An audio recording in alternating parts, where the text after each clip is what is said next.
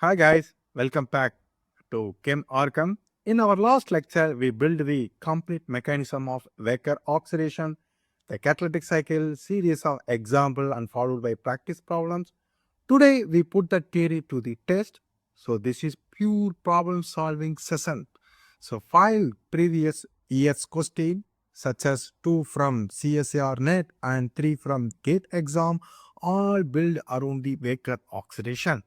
So if you have not watched the concept video yet, pause here and watch that first because today we are not re-explaining the basis again. So we are learning how examiner actually frame this reaction. So keep a pen and paper ready and try each question before I solve it and let's get started. So this is our first question from CSIR 2014. As per this question, cyclohexanone react with LDA, which then react with allyl bromide, which produce product A. This product A react with Wacker oxidation condition, which produce product B. This product B react with sodium ethoxide and followed by acid hydrolysis, which produce this bicyclic enone. Okay, let's solve this question together. So first, cyclohexanone react with LDA. So we have already discussed about LDA. So if anyone missed that video, you can find a link in the description box below. LDA is one of the non-nucleophilic sterically hindered strong base which readily abstract the proton from acidic position. So here you can see that in cyclohexanone there are two acidic position. One is here and another one is here. So LDA which readily abstract the one of the proton from this acidic side, so which produce this corresponding lithium unilate ion. So now this lithium unilate ion react with allyl bromide. So now this negative charge move towards this carbon atom. Now this pi electron attacks this double bond. Now this double bond shift here, which kick off bromine atom. So resulting that generation of this corresponding allylated cyclohexanone. So particularly this mechanism undergo by SN2 prime process. So now this is our product A. This product A react with Wacker oxidation condition. As per Wacker oxidation, terminal alkene converted into their corresponding alpha methyl ketone. So therefore, which produce their corresponding alpha methyl ketone. So now in the subsequent step, so which react with sodium ethoxide. Here sodium ethoxide act as a base which readily abstract the proton from this particular acidic side, which produce their corresponding sodium enolate. So now this electron moves here. So now this electron attacks this carbonyl carbon. Now this pi bonded electron move towards the oxygen atom. So resulting that generation of this corresponding intermediate. So now this intermediate when treated with acid, so this acid readily protonate this corresponding hydroxy group, so which produce this intermediate. Now dehydration reaction takes place to produce this corresponding bicyclic enone. So therefore the first step, I mean the product A is allylated cyclohexanone. In case of product B is our Wacker oxidized product. So now let's analyze our question. So as per our discussion among the four answer, the correct option for this question is option A. Okay, let's moving to our next question. So this is the question from CSIR 2015. As per this question, this substrate react with lithium in the presence of liquid ammonia in first step. Second step, which react with allyl bromide, which produce product A. This product A react with Wacker oxidation condition and followed by ethanolic potassium hydroxide, which produce product B. Okay, let's solve this question. So first write it down our substrate. This substrate react with lithium in the presence of liquid ammonia. So particularly this is the one of the example of dissolving metal reduction. So lithium in the presence of ammonia which produce solvated electrons. So lithium plus then plus electrons. So this solvated electron as one of the powerful reductant. So therefore this electron readily attack this center. So now this electron moves here. Now this bipond electron move towards the oxygen atom which produce this corresponding lithium enolate. So here you should note it down, only one single electron only transfer takes place which produce this particular intermediate. Now one more electron transfer takes place just like that, so which produce their corresponding carbanion. Now this carbanion readily abstract the proton from ammonia, so which produce this corresponding lithium enolate ion. You just recall our question. In our question, they given series of product having stereochemistry. However, here we have not used any chiral catalysis or chiral reagents. So therefore, we can imagine here methyl group could present at the top phase. So you should note it down here. So this stereochemistry is relative stereochemistry, not absolute stereochemistry. So in second step, which react with allyl bromide. So here in this substrate, methyl group present at the top phase. So therefore, this allylation reaction takes place by bottom phase. So now this O negative charge move towards this carbon atom. So this pi bonded electron attacks this alkene.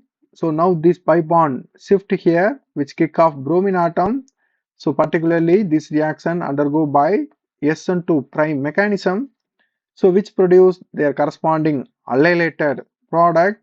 So here you should note it down the stereochemistry. This allylation reaction takes place by bottom phase to produce this corresponding product. So this is our product A. Now our product A react with Wacker oxidation condition to produce their corresponding alpha methyl ketone. So now this substrate react with ethanolic potassium hydroxide. Here ethanolic potassium hydroxide act as a base, so which readily abstract the proton from this acidic side, so which produce their corresponding potassium inlet ion. Now this O negative charge moves here.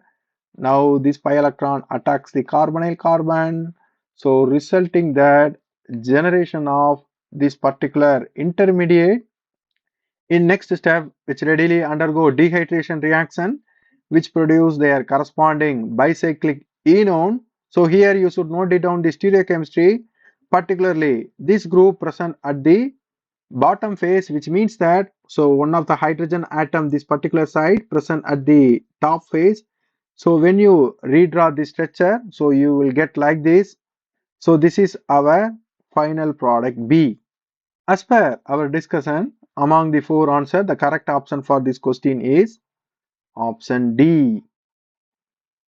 Okay, let's moving to the our next question. So this is the question from GATE 2026. As per this question, the interconversion of oxidation states of metals observed in Wacker process is or. Here they given four options. So we already know that what is mean Wacker oxidation process and what are the catalysis and co-oxidants are used in Wacker oxidation. So as per Wacker oxidation, we need palladium 2 plus and copper 2 plus or copper 1 plus, then oxygen atmosphere. So anyway, let's see one time our catalytic cycle. So this is the catalytic cycle for our Wacker oxidation process. So our Wacker oxidation process start with palladium 2 plus. So after complexation, the oxidation state of the palladium doesn't change, and similarly after hydroxypalladation also the oxidation state of the palladium would be plus 2, and similarly after beta hydride elimination also the oxidation state of the palladium would be 2 plus. However, after reductive elimination that turned into palladium 0. So when it comes to the copper, so here when we take the copper 2 plus, so this copper 2 plus converted into the copper 1 plus. So therefore, the interconversion in this catalytic cycle, the metals are palladium 2 plus interconvert into their palladium 0 in the course of the catalytic cycle, and similarly copper 2 plus convert to their copper plus. Okay, let's move to the question. So as per our discussion, so let's analyze our option one by one. So the first option says that palladium 2 and palladium 0, yeah, this is the correct option. And let's move to the option B, copper 2 to copper 1. Yes, this interconversion also takes place in our Wacker oxidation process. Therefore, this one also correct option. And let's see the option C, palladium 4 to palladium 2. No, this is never happened. And option D, copper 2 and copper 0. This one also never happened. Therefore, the correct option for this question is both A and B. So let's moving to the our next question. So this is the question from GATE 2009. As per this question, allylated cyclohexanone which react with Wacker oxidation condition which produce product X. This product X react with sulfuric acid which produce product Y. So well, let's solve this question. So the first step of the reaction is Wacker oxidation reaction. So as per Wacker oxidation, terminal alkene converted into their corresponding alpha methyl ketone. So after generation of alpha methyl ketone which react with sulfuric acid. So under acidic condition, so here what happened? This particularly ketone quickly undergo tautomerization to produce their corresponding enolic form. So why particularly this ketone only undergo tautomerization reaction? Since after this ketoenol tautomerization which produce their corresponding alkene, so this alkene is more substituted alkene which is more stable when compared to the less substituted alkene. So therefore this enolic form is more favorable. So after generation of this enolic form, you just see that this particular intermediate present at the acid, therefore this carbonyl carbon readily protonate by acid. So now this enol hydroxy group which readily attack this carbonyl carbon, so which produce this particular intermediate. Now this hydroxy group readily protonate by acid, then followed by dehydration reaction takes place to produce this 2-methyl furan fused bicyclic product. Okay, let's moving to the our question. So as per our discussion among the four answers, the correct option for this question is option D. So well, let's moving to the our final question from this series. So this is the question from GATE 2015. So as per this question, 4-methylphenol react with sodium hydride and followed by prenyl chloride which produce product K. This product K further treated under heating, then followed by Wacker oxidation condition to produce our final product L. Let's moving to the solution. So initially 4-methylphenol react with sodium hydride. Here sodium hydride acts as a base which readily abstract the proton from this phenolic hydroxy group which produce their corresponding phenoxide ion. So that phenoxide ion so readily attack this carbon which kick off chlorine atom. So particularly this reaction undergo by SN2 reaction, so which produce their corresponding ether product. So this is our product K.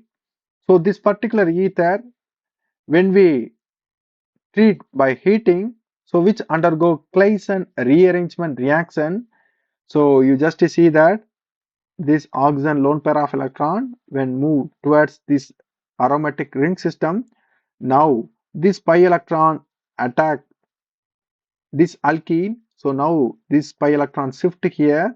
Now this carbon oxygen bond breaks. This electron move towards the oxygen atom. So which produce their corresponding intermediate. So this intermediate quickly undergo re-aromatization to produce this corresponding intermediate.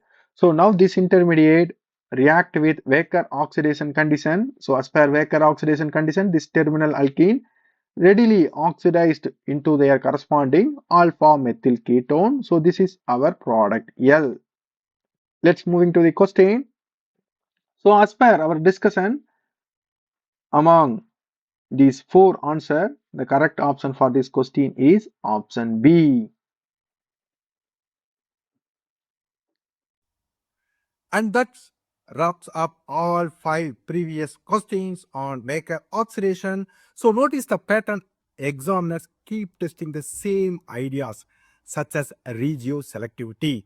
So master this and you can handle almost any Wacker oxidation questions they throw at you in CSIR-NET or GATE exam. So if this problem solving format helped, hit the like and subscribe so you don't miss the next reaction. So until then, keep practicing and I will see you in next lecture. Bye bye.